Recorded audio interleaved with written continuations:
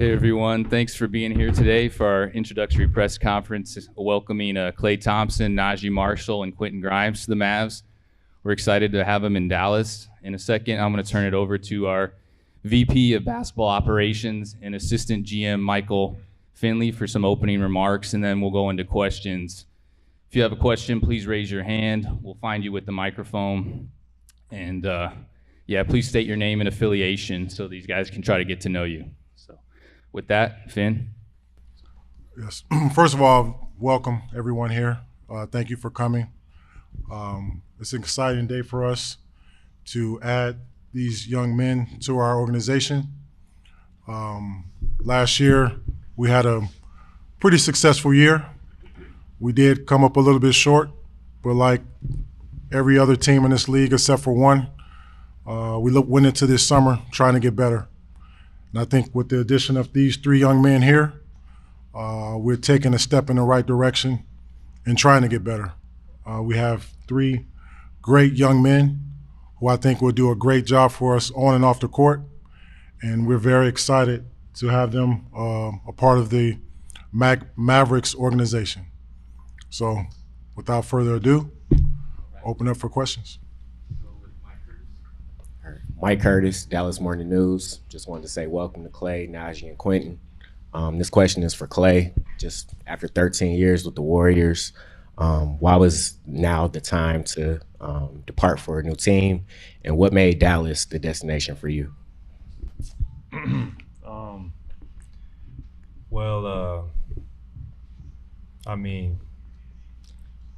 Whether you play basketball or work in the corporate world or whatever industry, sometimes change just can spur greatness, and a new change of scenery can do wonders. And I'm very grateful for my time at Golden State, but I just felt like, moving on could just re-energize me and do something special for the rest of my career. And Dallas was so attractive because of the young players they have, the style of play, the world-class treatment these players get from this organization, and just a beautiful city who loves their hoops. So when I was watching the playoffs and I'm watching the Mavs, make a run for the championship, I just saw myself fitting in really well with this team and the personnel, and they look like they have fun playing with each other, and they play for each other, and that was very attractive for me. And that's really all I needed to see, and there's mutual interest there, and that's why I'm here. Tim Cato with The Athletic. Klay, you obviously were in the league when Luka entered and debuted. I'm curious your thoughts on, first impressions of him and what you've seen from him as he's gone from a rookie to a superstar, and then the other two, Naji, Quentin. I'm just curious what your expectations are, to play with Luka, what you think it's going to look like, feel like, be like. Y'all got it. Everybody knows Luka is one of the top players in the NBA, so I feel like our job is to go out there, play as hard as we can, and just try to get back to the position they was in last year, and hopefully win the championship. And then playing with Luka, he makes everybody else on the court job a lot easier. For me as a shooter, just coming in, just learning from Klay, one of the best shooters to ever touch a basketball. So playing with Luka to be fun because he draws so much attention defensively. So I'm ready to knock down open shots, make plays, and just do whatever I can to help this team win. Yeah, kind of like Q said, Luka's an amazing player. So just to learn from him and, just to play with him, make the game easier for him. Even to learn from like Klay and Quentin, who are great shooters. So I'm just excited to play with everybody, looking forward to it. But yeah, Luka's an amazing player, and just to make the game easier for him. Naji and Quentin said it. Luka, even before he got in the NBA, you watch his EuroLeague highlights and you're like, this 18-year-old is doing this to grown men? It's crazy. So the impact he had on a rookie too, you could see that he had greatness ahead of him. Pretty sure he gave us a triple-double in Oracle like in 2019 as a rookie, and I don't think that's happened to us since maybe like a LeBron or Tim Duncan. So you saw the potential early, and I think just playing off him, Kai, and the rest of the guys, I can help them space the floor and knock down shots or play defense, whatever's needed.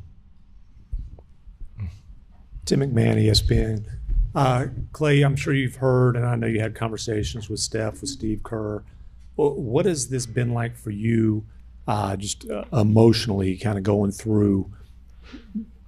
Divorce is probably not the right word, but closing that chapter after 13 years and just everything that goes along with that. I mean, probably a little disappointed at first, but then as time goes on, you have a lot of time to reflect and you realize what you did.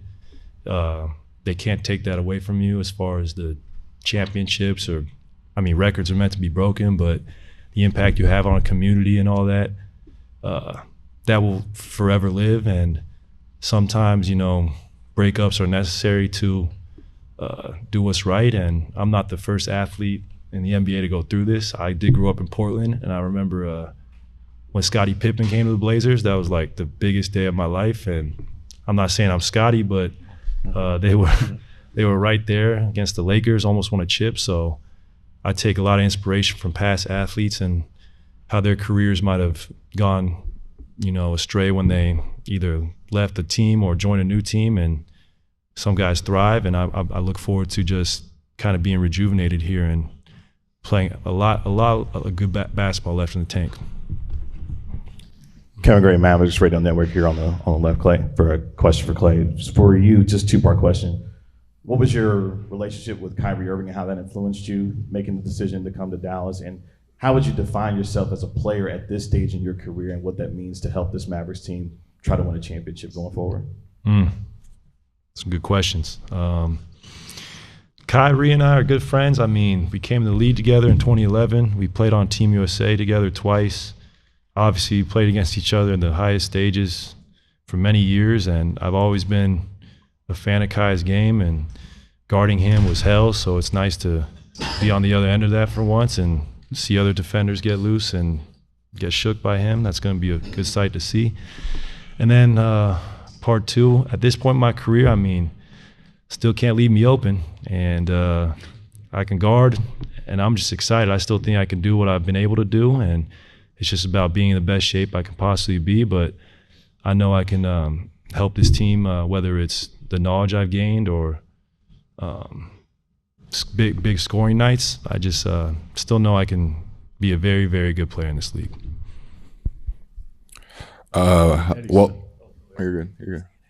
Welcome, guys. Blake Elliott, 105.3 The Fan. This is for all of y'all. One of the marks that this Mavs team made was kind of defense and toughness. I just wonder how much of all three of y'all identify with that and help to implement that with this Mavs team this year.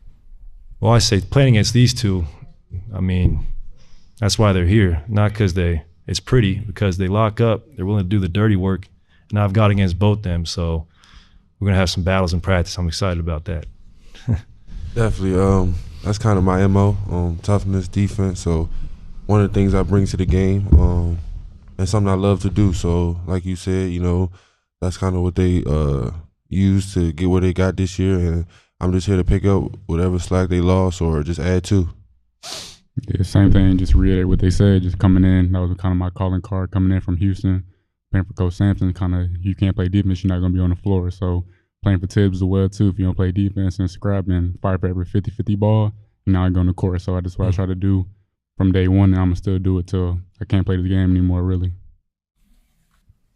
Eddie Sefko, Mavs.com. Naji, well, all of you really, I'm sure, had times to guard Luka, but you in particular, what was it like trying to lock him down, and how much of a relief is it to be on this side now as opposed to that side? Definitely a relief. Man, Luka's a high-level player, man, so locking down, I won't use that word, but maintain, all three levels, just unbelievable. So just to be on his team, and like Klay said, let him do that to other people, I'm going to get enjoyment out of that. For real. And I don't recall, it's been a long time, but I don't remember if Steve Francis went to Tacoma Park, but did you break all his records around that area? No, I didn't. He was from that area. I don't think he went to Tacoma Park, but I would have had to go there for a long time to do all that. Newey Scruggs, NBC5. Michael, first question for you. You know what it's like to be an all-star player with a franchise and then making the move like you did to the Spurs. What conversations do you have with Klay about that? And then for Klay, obviously your dad, Michael, longtime Laker and radio voice, came out and said he was disappointed. Have you guys made up on that? Is it okay at the house?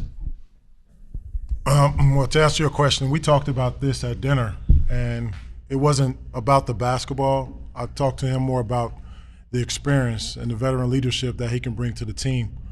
The difference is he was a champion going to a different team, and I was a guy trying to get a championship. But the experience and veteran leadership, we do have a commonality there. And I think with Klay, he can bring that experience, that knowledge for the young for the young players, as well as Luka and Kai. So experience is key, and I think he brings that to the table. Yeah, my dad was disappointed. I haven't talked to him much about it, but at the end of the day, he was happy for me. He was a little selfish in his business interests because he wanted me to be at home with the family. I was like, Dad, I've been in California my whole life. I got to experience something new. So he understood, and he's actually really excited for me, and he thinks we have a great shot to do something special here, not just this year, but for many years. So he was all on board once the dust settled, and he realized that it was really a match made in heaven. Price, Mavs.com. Quentin, you have a brother that plays in the National Hockey League for Vancouver. What's that like when you guys get together and talking basketball and hockey? And for Klay, you once scored 60 points on just 11 dribbles. I don't know how you did that. Could you explain that to us?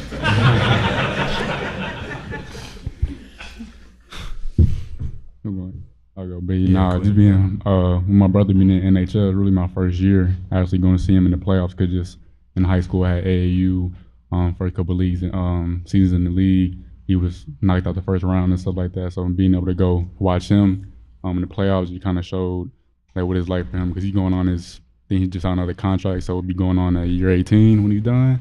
So just seeing a guy like that, just being able when I was in high school, be able to pick his brain, like what it's like to be a pro, how to take care of my body, being able to see like what he does on a day-to-day basis, on how to just level up his game on the ice, I guess you could say. So it was definitely a big help for me, just having somebody like that, another pro athlete in my household. I can just pick up the phone and call and just talk about how to take care of my body, how to just try to take that next step in high school. But he's been a huge help for me during this process, just in the league all the time, highs, lows, somebody I can call and just talk to all the time about, and just the little things just about being a professional athlete, really. Yeah, it was a good night for me. I was lucky to have Steph and KD on the floor, so, they weren't going to leave them. And I also played with some great passing big men.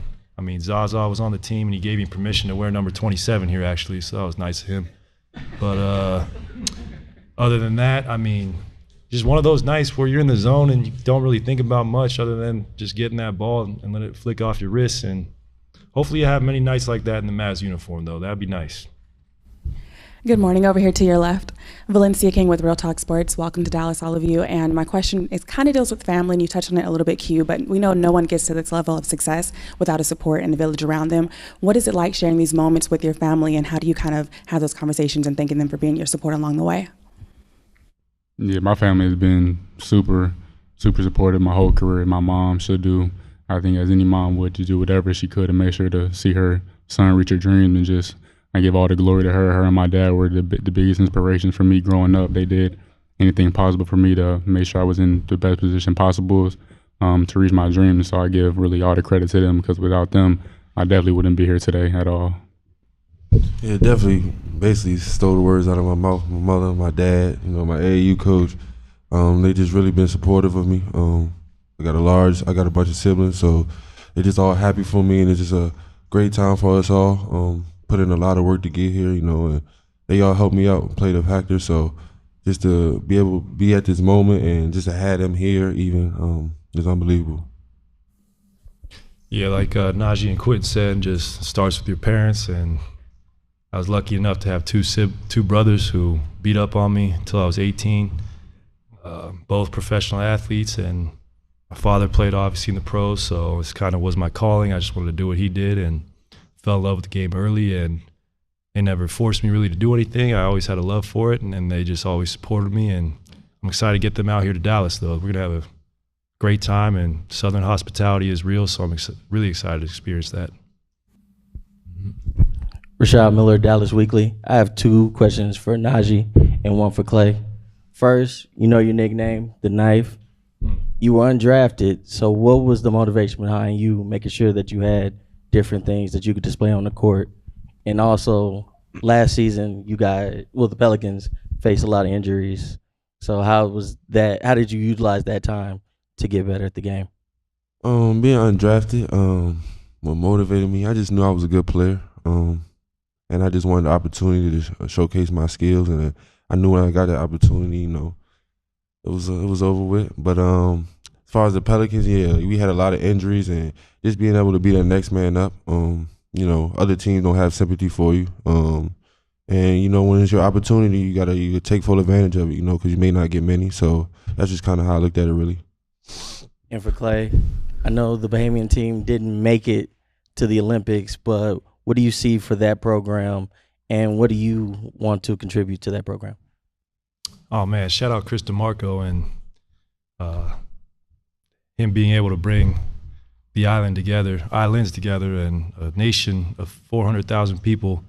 That's very dear to my heart because that's where my family's from. My father grew up, and I still visit my aunties and uncles and cousins out there. And for there to be 3 NBA players, and Buddy, DeAndre, and Kai from that small island, and a chance to go to the Olympics is so special. I just look forward to contributing, you know, my knowledge of the game. I mean, Anta Apparel has sponsored the jerseys, helped out with the travel. So just lending a helping hand as much as I can because when my father came up and he was playing in the league, the Bahamas didn't have the infrastructure or it wasn't as organized as it is now. And Chris has done a great job along with Buddy and Eric and DeAndre of really building a great basketball culture in the islands. And the fact they were 1 game away from the Olympics is incredible. And it's super inspiring for anybody who's from the Caribbean that, you know, you can make it and make noise on the world stage. So I'm just proud of the Team Bahamas.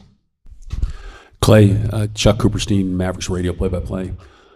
How surreal is this moment, the fact that you are sitting here as a member of the Mavericks doing something, as you mentioned, you telling people you wanted to do something different, but the reality that you are actually doing something different right now?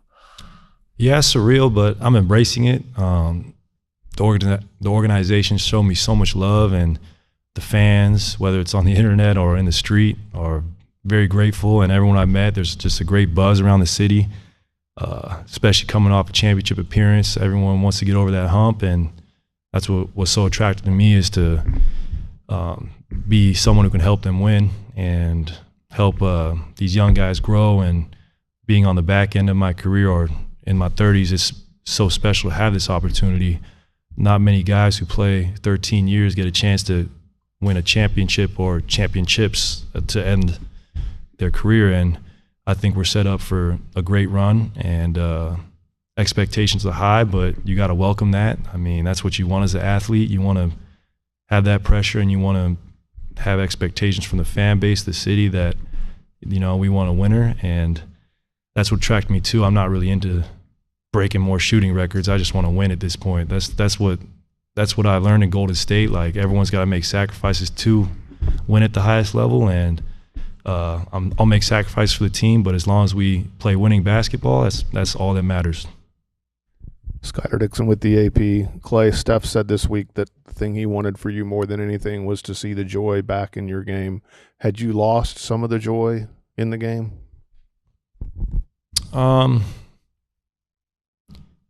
There was times last year it was really tough. I mean, you know, everyone expects you to be that all-NBA player, and, you know, sometimes it's hard to consistently do that. That's why there's only 15 slots on that team, and coming here is just such a fresh start and feeling just wanted again, and like I bring great value. It just gets me excited to go out there and even work out after this press conference and get shots up. And so, yeah, there was times last year it was tough where it wasn't as joyful as it had been in the past. And it's nice to kind of shed that and have a whole new fresh start, whole new group of guys to get to know, and co-workers. So a whole new city. It's really cool, and I'm going to embrace the heck out of this opportunity. Dorothy Gentry with iMessenger Media. I'm back here, guys. Right over here. Dorothy Gentry with iMessenger Media. Quentin and Naji and Klay. 2 questions for all 3 of you. 1, when and where are each of you the happiest?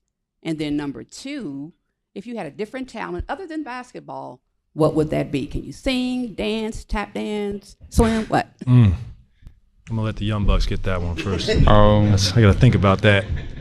I think we could all agree that we're definitely the happiest on the basketball court. I feel like anytime you're going through a good day, a bad day, like you want to be on that court putting in work, just trying to get better, and just for the love of the game, just being out there hearing the ball bounce and then go through the net. That's just, to me, no better feeling for sure, definitely being on that basketball court. And then to your second question, I guess hidden talent, I mean, I guess I can juggle a little bit, play the piano a little bit. So if that's a hidden talent, I would go with those 2 for sure. Definitely probably the gym. Nice summer day when you got all your work in and it's cool outside, you don't got nothing else to do. That's probably one of my favorite places to be. But I'm talented at everything, to be honest. I can do it all. So you name it, I'm good at it. So that's funny. I mean, I'm with them. We're hoopers, so we're happiest on the hardwood, playing pickup, getting shots up, music blaring in the background. And then, man, I'm also my happiest when I'm next to a body of water. And everyone knows I love the ocean, but it could be a lake, it could be a creek. I got a fishing rod or I got a kayak, some water sport really gets me excited. And if I didn't hoop, what my hidden talent? Man, I'm pretty good at, like, I'll be a good Jeopardy contestant. I really feel that way. I got a lot of knowledge that's pretty useless, but a lot of hours spent on Wikipedia and stuff. So I got some random facts stored in here. Tim Cato with The Athletic again. I've got one for Klay, one for Michael. Klay, you talked about your relationship with Kyrie earlier, but when you say you feel like this is a chance to be rejuvenated, how much did Kyrie and watching Kyrie and watching how he has been rejuvenated here in Dallas, whether it's conversations with him or just watching him, how much did that affect and impact this decision? He actually was one of the first people to text me just how grateful he is to be here and how the city's embraced him, the organization's embraced him, especially after what he had to go through. And I've known Kai for a long time, and he's been super down to earth ever since I met him, and just a very gracious person. And for him to come here and embrace the city and embrace the role he has just inspired me. Because, I mean, they were so close to winning the whole thing. And, I think we can help get them over that hump. And, sorry, what was part 2? Yeah, just whether, that was pretty much it. Just whether you had conversations directly about that or just watching him. Yeah, we did. We had some good, we text a lot nowadays, us millennials. So we had some good text threads. Yeah. And then, Michael, what was the process like for you guys in the front office? Like, you've got some shooters up here. When did you guys as a front office, kind of come to the realization that this roster, needed more shooting? Was it something that you learned in the playoffs? Was it something you learned in the finals? Was it something that even before the playoffs started that you hope to address in the offseason? Well, I think every team in the league would love to have more shooting. That's the way the game is going. And it was very obvious during our playoff runs, especially in the games that we lost, not only in the finals, but in some of the other playoff games, that if we had more shooting, it would gives us a better opportunity to win those games. And I think in the finals, we saw that a couple of games. We make a shot here and there. That's a different series. So now, by adding these type of players, it's not going to answer it's not going to be the ultimate answer per se, but it gives us a better chance to win those games when we need big shots to be made, and especially I know these 3 guys are capable of taking and making those big shots. Nick Gangster from Locked On. First for Klay. A lot has been said about how out of here in Dallas? And then for Quentin and Naji, what parts of your game do you hope take another step here in Dallas? Well, guys like Luka and Kyrie on the floor, I think just me being out there is going to give them a lot of space to operate. And same with our big men. I mean, and Derek and Daniel, just their ability to roll and finish is also great. I play really well with big men who, like me and Trace Jackson, had a great rapport last year because he's so good at the rim. And I saw the same thing with those two guys. And I just, I don't think you can stick to me as much as you could in the past with guys like Luka and Kai out there. And that's what also was very attractive for me. I think just my overall game, get better on defensive end, offensive end. Yeah, just from every way, just in every type of way, just get better. Make the game easier, continue to soak up knowledge and learn. Then for me to kind of get back to being more of a playmaker, like how I was in college and high school and stuff like that. Is like you said, like Luke and Kyrie and Klay definitely gonna have a lot of attention on them on the court. So just being able to play off closeouts, knocking down, taking open shots when it's there. So just being able to learn from J Kidd, and you can see from watching all the games in the playoffs, he gives freedom to all these guys out there. So I'm super excited about that. And just learning every day from this. It's a great organization. It felt like family the whole time I was in the building yesterday, meeting everybody, a bunch of new faces. So I'm really excited to just be around the whole organization, everybody, every single day. And Finn, you've lived through a lot of the history of this organization and seen the comments through the years of not being able to reel in the big free agent fish. How did this come about over a term of months or years, or how would you describe the process? Winning. Everyone wants to be a part of a winner. In the past, Dallas has had, some winning teams, but we just couldn't get over the hump of being a consistent winner. And over the past couple years, I think the word around the league is that not only we are a winning organization on the court, but off the court as well. And I think with that, it makes it attractive for guys like this to want to join us and make our organization and our team even better. So I think winning is a very easy to sell to athletes nowadays, to put them in a winning environment. And these guys was grateful enough to join us in that. Blake Elliott, 105.3 The Fan again. This is for all three of y'all. I just wonder how much any of y'all had a rapport with Jason Kidd, and if not, what kind of intrigued you about him as a head coach that's obviously going to be running this franchise? I mean, it's Jason Kidd. You seen his highlight tape?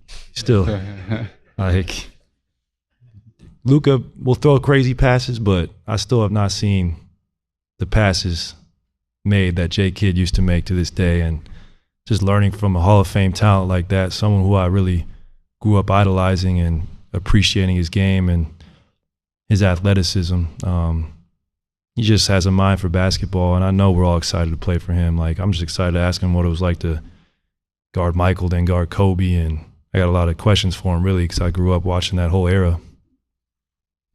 Kind of piggyback off Klay said, like, I mean, it's Jason Kidd, number one. Number two, just to be able to learn from Jason Kidd every single day is unbelievable honor, and I'm so excited to play for him. And yeah, Jason Kidd, like they said, like we've been practicing every day, picking his brain, just seeing the game through like his lens, what he sees, and just being able to ask him questions about like what Klay said regarding Michael, regarding Kobe, being in the finals and stuff like that. So I'm just excited to get to work, honestly.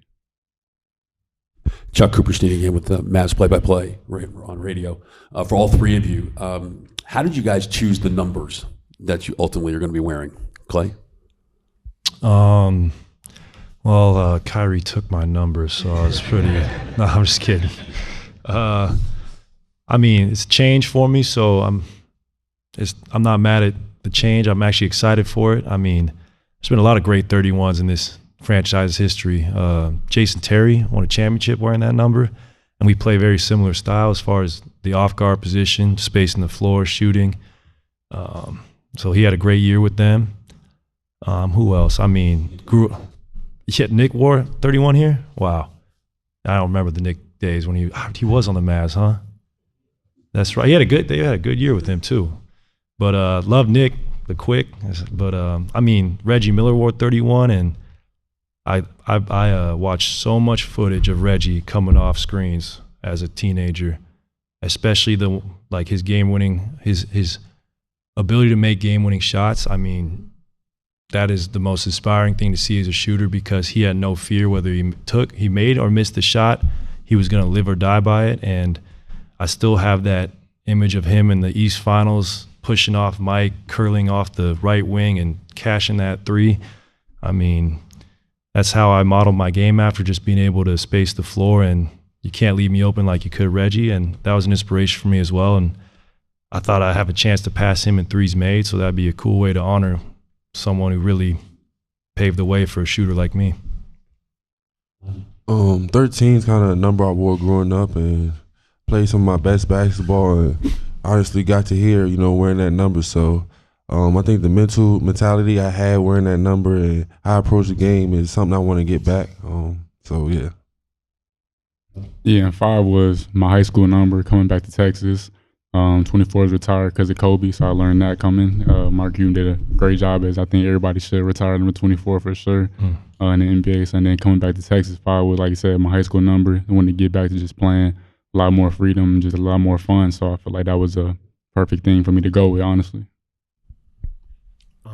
This one's for Quentin. I think last time we saw you, we were obviously in Detroit, dealing with a knee issue. Just how are you feeling physically, and are you 100% right now? Oh, yeah, I've been 100%. You know what I mean? I've been feeling great, working out every day, just trying to just be in tip-top shape for whenever we go out to Vegas in a few days, working out with the guys out there, literally trying to get in tip-top premium shape for and get ready for the season. But, yeah, definitely 100%. Klay, you've talked about your relationship with Kyrie and the communication there. Obviously, you don't go back as far with Luka. I'm curious, I know you've competed against him a lot. What's the relationship like between you guys? And he's been over in Europe, obviously, but what's the communication been through this process and since you decided to come to Dallas? He texts me saying how excited he is, and I relay the same message back. And I think there's definitely a mutual respect there. I mean, I remember seeing him at the end of the West Finals in 2022, and I told him just how much I loved his game and how he really elevates his teammates, and sky's the limit for his ability. And I think that resonated well with him, and he was real gracious in defeat. And I just appreciate someone who is not afraid of the moment and competes till the end, and Luka fits that bill. So I think we'll be able to bring the best out of each other. I really do. Walt Chisholm, bFb-DFW. Klay, the last time we saw you, you were standing out on the court, looking around at the Chase Center one last time. What was going through your mind there in that last moment? Oh, that was at the Golden One Center. And I mean, a lot of uncertainty, our season ended. My contract was coming up, so I just remember man, I'm going to soak this all in. It didn't have the best night, obviously, going scoreless, getting beat by 24. It still stings, but I just remember man, I'm just going to take this all in, because there's nothing guaranteed in pro sports. Whether I get a contract extension or I'm somewhere else, while I was still in that Warriors uniform, I'm looking up and I'm seeing Warriors fans littered throughout the arena. I was still very grateful in that moment. I just wanted to take it all in, because you never know when a good thing comes to an end. Jordan started with clutch points over here. This one for Quentin and Naji. I just wanted to get your guys' initial thoughts when you heard that Klay was coming to Dallas. I told everybody we're going to win the championship. Yeah, that was basically it. I was excited. Unbelievable. Like I said earlier, to learn from Jason Kidd, learn from Klay, even himself, become a better shooter, just a better pro. He's been in the league a long time, and, just unbelievable. It feels surreal. Me and my friends, we so excited about it, and I'm excited myself. Yeah, I told my friends, we about to get a ring. I'm about to get a ring. So, but no, definitely just like I said, one of the best shooters of all time. For me as a shooter, coming in, I'm going to learn from him every day. Being able to shoot with him every day in practice, just competing against him every day in practice. So that's when kind of we bring the best out of each other. So going against Naji every day, we got a good group of guys. Not just when we got Klay, I was like, man, sky's the limit. I'm just excited to learn from him every single day, honestly. Faith Knight back here with D210. This question is for Quentin. After being in New York and Detroit as a Texas native, how does it feel to be back home playing in Texas? Oh, it feels great. Like being in New York and you come back to Texas, like you said, Southern hospitality is real, and just how nice people are.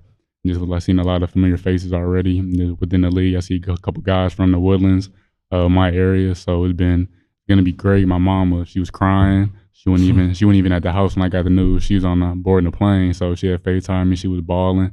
So I feel like everybody in my family was just super excited because I know it's just a 3-hour drive. So they're super excited and can't wait to see me in a Mavs jersey. Landon Buford from LandonBuford.com. This question is for all you guys in regards to the community work. Once you guys get settled, what can the Dallas community be expecting from all three of you guys? Nice hoodie. That's what I'm talking about. Yep.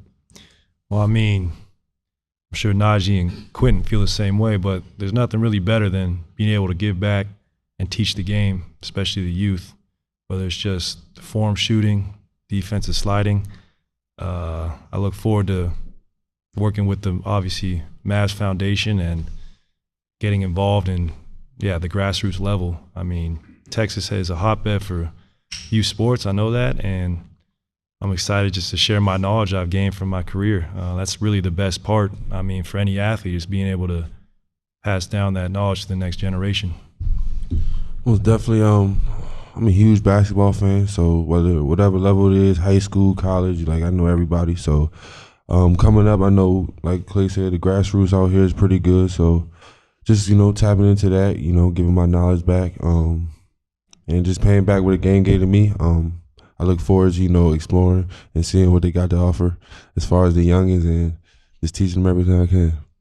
Yeah, I don't think it's really more of a rewarding feeling being able to get back to your community, help out the youth, and just kind of, you never know who you might inspire being out there for just a couple hours. You might inspire the next generation, the next you out there. So I feel like it's great to always get back to the community because they do so much for us as a fan base, as a community. So I know Dallas pretty well. They're a big sports town, football, baseball, basketball. So just being able to get back to the youth is going to be something I'm going to definitely be participating and excited about. Klay, Adam Rosso from Spectrum News all the way in the back. You mentioned being a Cali kid most of your life. What excites you about being in Texas, being in Dallas, and do you have to get a freshwater boat to match the saltwater boat? Do you switch the engine? Kind of what's the play there here going forward? Well, I got a little Boston Whaler, and I'm pretty sure it's a Great Lake boat, so and a trailer, so I'll be ready. But I'm excited to eat barbecue.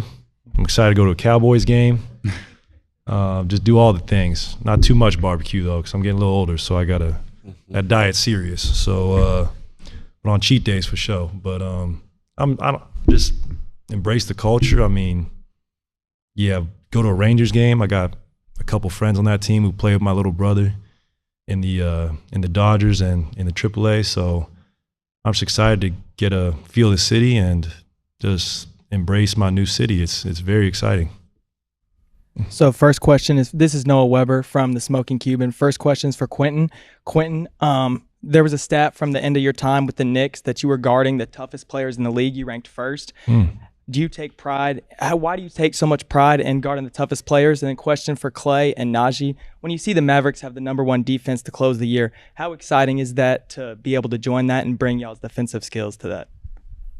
Yeah, I definitely take a lot of pride on the defensive end. I think once I made that transition to Houston from Kansas, like Coach Sampson, you got to give 110% or he gonna run you to death. And I wasn't trying to run, so I just made sure every time I stepped on the court, it just kind of just stuck with me. And then once I went to the Knicks, everybody know Tibbs, like you got to give it 110% again, or you're not gonna play you as a rookie. You got to earn that trust some other way besides pounding the air out the ball. I knew that wasn't gonna be the way. So then in my second year, me getting every assignment from Trae Young and Jason Tatum, I wanted to make sure I'm trying to make the guys, whoever I'm guarding, kind of life hell for real. So I'm going out there trying to make it hard every single time. I got a lot of pride in that end. Not going to let you score on me. If you're going to score on me, I'm going to tip your hat. It's probably going to be a tough bucket. So but I'm going to keep coming at you on defensive end and offensively as well. So take a lot of pride in that end.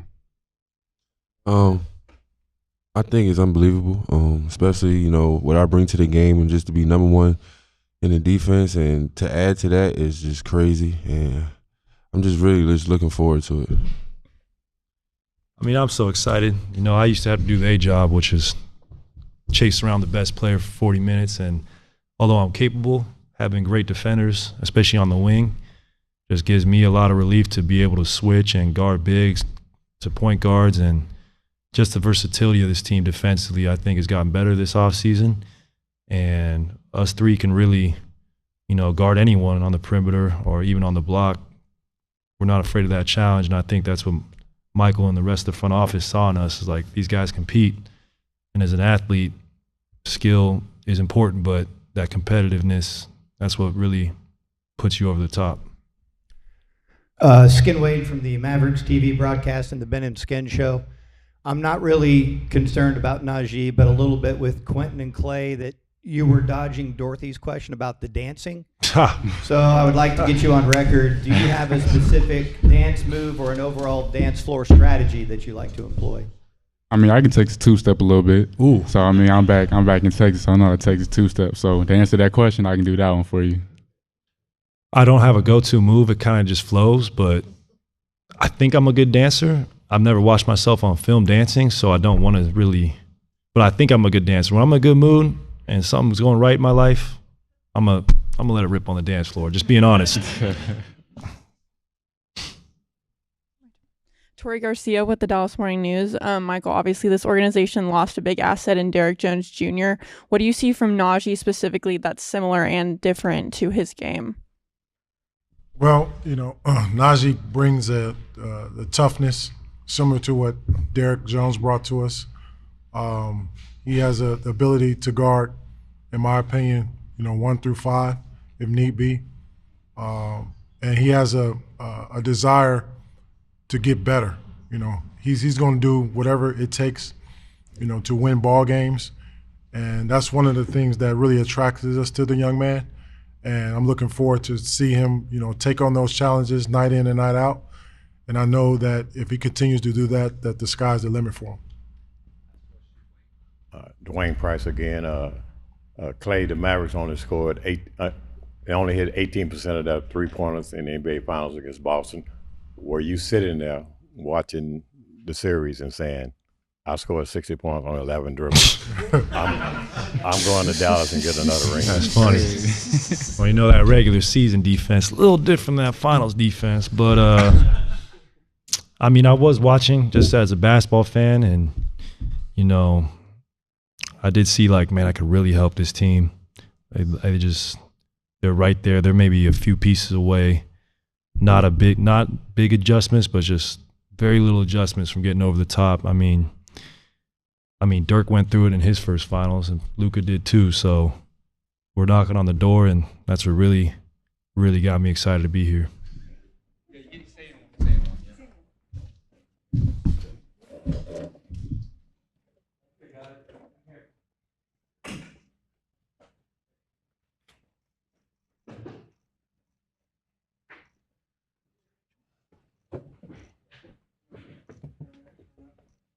Q.